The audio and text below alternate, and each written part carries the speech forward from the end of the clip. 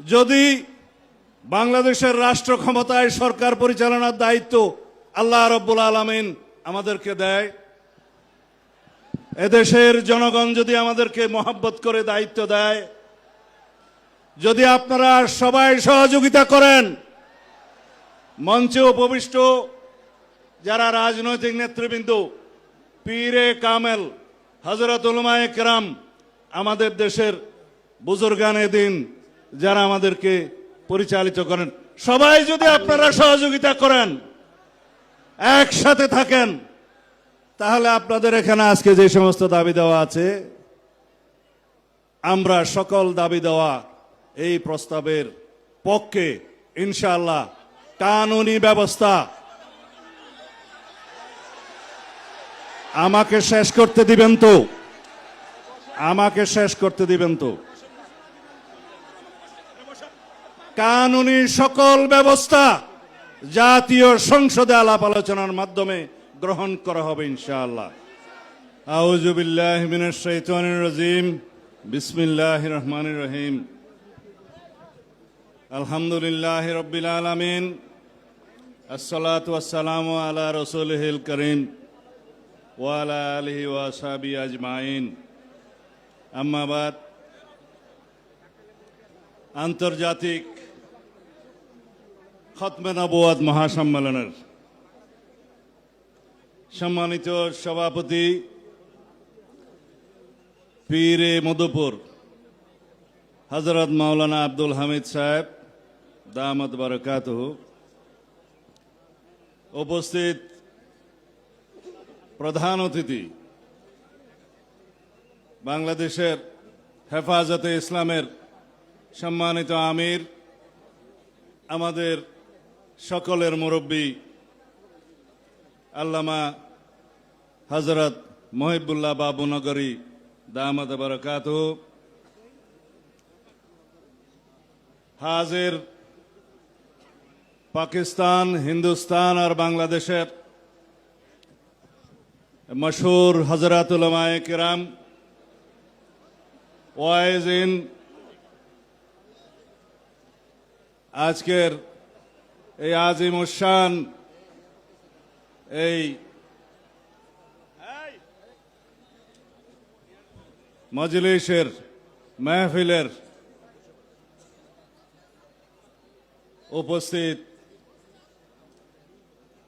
সব বেরাদারানে ইসলাম, আসসালামু আলাইকুম ওয়া রাহমাতুল্লাহ।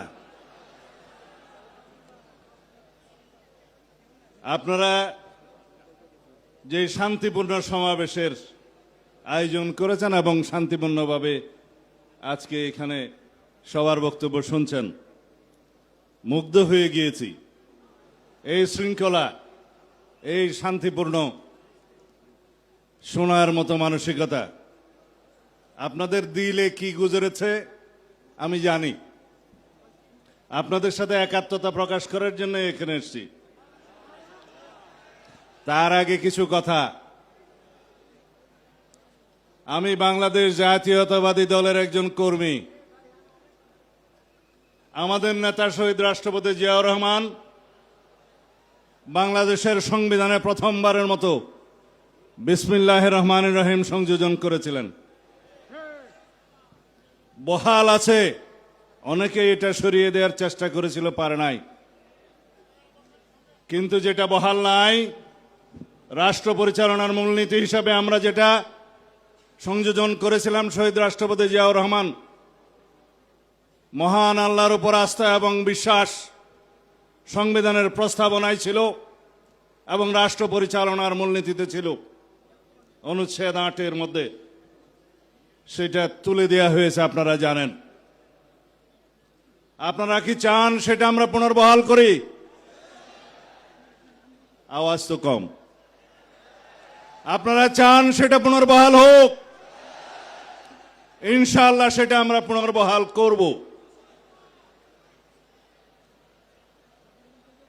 আমাদের এখানে বিদেশি মেহমানরা যারা বলেছেন আল্লামা ইকবালের শের বলে গিয়েছেন। আমি তো আমাম, আপনারা শুনেছেন কোরআনের বাণী, ওমা আরসালনাকা ইল্লা রাহমাতুল আলামিন। রাসূলুল্লাহ সাল্লাল্লাহু আলাইহি সাল্লামকে এই সারা বিশ্ব ব্রহ্মাণ্ডের রহমত রূপে রব্বুল আলামিন প্রেরণ করেছেন। আমরা মুসলমান, আমরা লা ইলাহা ইল্লাল্লাহ মুহাম্মদুর রাসূলুল্লাহতে বিশ্বাস করি। রাসূলুল্লাহ সাল্লাল্লাহু আলাইহি সাল্লাম বলে গিয়েছেন, আমি আখেরি নবী, আমার পরে কোনো রসুল আসবে না, কোনো নবী আসবে না।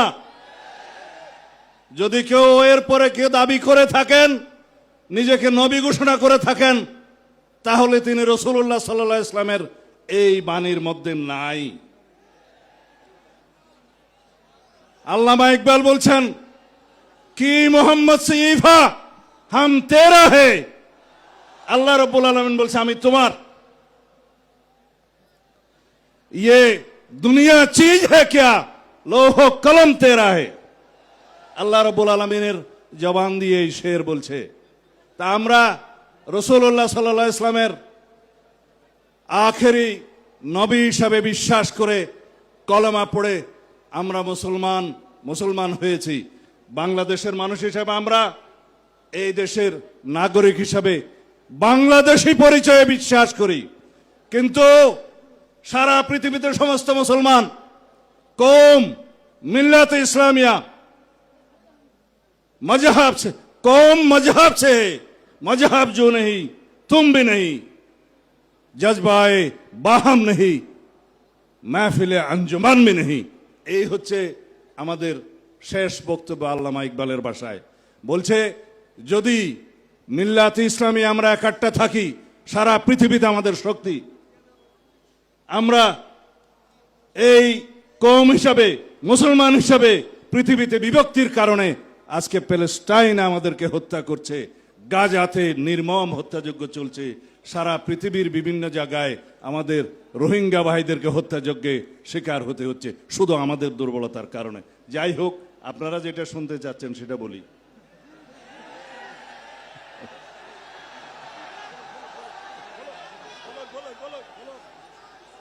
ইনশাআল্লাহ যদি বাংলাদেশের রাষ্ট্র ক্ষমতায় সরকার পরিচালনার দায়িত্ব আল্লাহ রাব্বুল আলামিন আমাদেরকে দেয়,